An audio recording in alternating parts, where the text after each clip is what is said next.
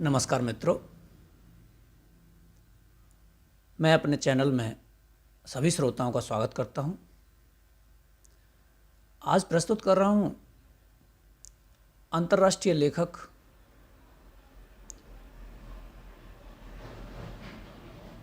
Maxim Gorky के लेखन, दर्शन, विचार और उनके जीवन के बारे में सूक्ष्म परिचय देते हुए एक लेख। अंतर्राष्ट्रीय लेखन और लेखकों की जब बात होती है तब मैक्सिम गोर्की जैसे नाम की चर्चा ना हो यह असंभव सा लगता है। यूँ तो बहुत लेखकों के बारे में कहा जाता है कि वे ज़मीन से जुड़े हुए हैं, बहुत संघर्ष किया है जीवन में उन्होंने, और जीवन को बहुत नज़दीक से स्वयं जिया है, तब लेखक बने हैं। इस तरह के अनेक विचार सबके सब मैक्सिम गोर्की के ऊपर लागू होते हैं।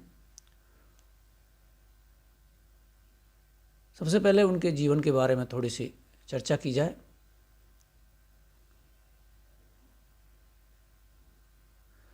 दुनिया में ऐसे लेखकों की कमी नहीं है जिन्हें पढ़ाई लिखाई का मौका मिला, पुस्तकालय मिला, शांत वातावरण मिला, अवसर मिले, सहायताएं मिली, जिसके बाद उनकी लेखनी में तेज धार आई। लेकिन बिरले ही ऐसे लेखक हैं जो समाज के रसातल से उठकर आमजन के सच्चे लेखक बने। ऐसे ही चंद लेखकों में मैक्सिम गोर्की का नाम आता है।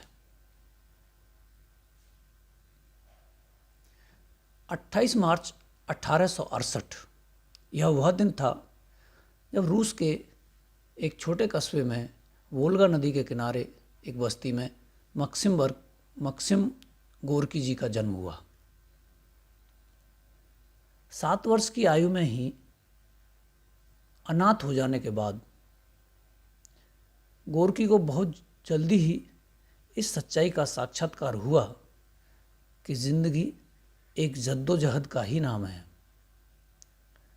समाज के सबसे गरीब लोगों की गंदी बस्तियों में पल बढ़कर वे सयाने हुए।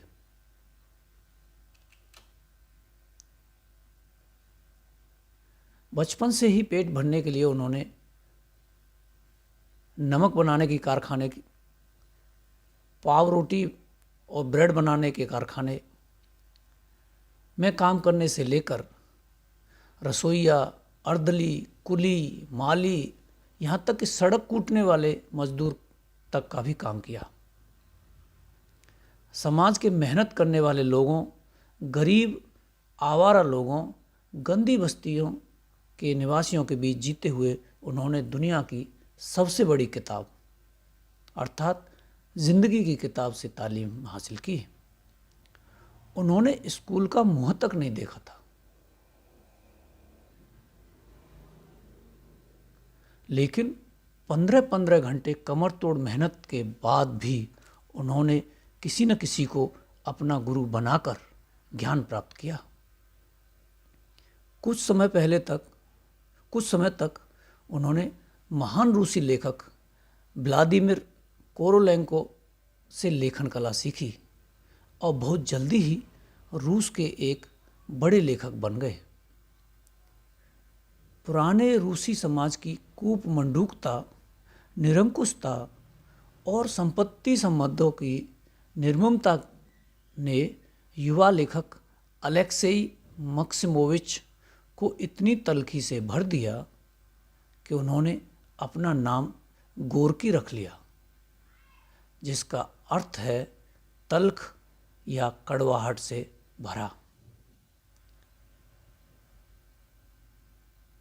लेकिन अलेक्सेई मक्सिमोविच की तल्खी दिशाहीन नहीं थी।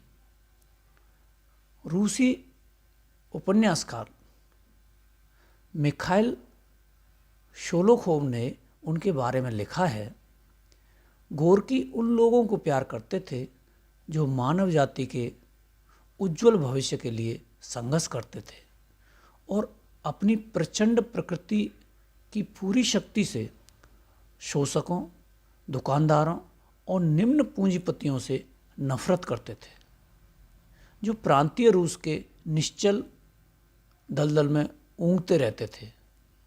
उनकी पुस्तकों ने रूसी सर्वहारा को जारशाही के खिलाफ लड़ना सिखाया। गोरकी के शुरुआती उपन्यासों फोमा गोर्देयेव और वे तीन के केंद्रीय चरित्र फोमा और इल्या लुनेव ऐसे व्यक्ति हैं जो निजी संपत्ति पर आधारित समाज के तौर तरीकों को स्वीकारने से इनकार कर देते हैं, लेकिन उनके वास्तविक नायक 20वीं सदी के आरंभ में सामने आते हैं, जब रूसी समाज करवट बदल रहा था। माँ उपन्यास ने क्रांतिकारी सर्वहारा के रूप में साहित्य को एक नया नायक दिया। गोरकी की बहुत सी कृतियों में क्रांतिकारी गतिविधियों का प्रत्यक्ष वर्णन नहीं है, लेकिन आबादी के सबसे निचले तलों में भी गोरकी विचारों के उफान को, छिपी हुई मानवीय शक्तियों को खोज निकालते हैं। उनके आत्मकथात्मक उपन्यास त्रयी का केंद्रीय पात्र अपने असंख्य अनुभवों के दौरान इन्हीं उफनते विचारों और छिपी हुई शक्तियों का संचय करता है। उसका चरित्र रूसी यथार्थ में जड़ जमाई हुई बुराइयों और सोचने के आम तौर पर व्याप्त ढर्रे के विरुद्ध बगावती तेवर अपनाकर विकसित होता है। गोरकी के समकालीन लियो टोल्स्टॉय, चेखव, शोलोखोव आदि सभी उनकी प्रतिभा के उत्कट प्रशंसक थे। रोमियो रोलां और H.G. वेल्स ने भी उनकी भूरी भूरी प्रशंसा की है। यूरोप और अमेरिका के उन लेखकों ने भी उनकी प्रतिभा का लोहा माना था और उनकी प्रशंसा की थी जो मार्क्सवादी नहीं थे।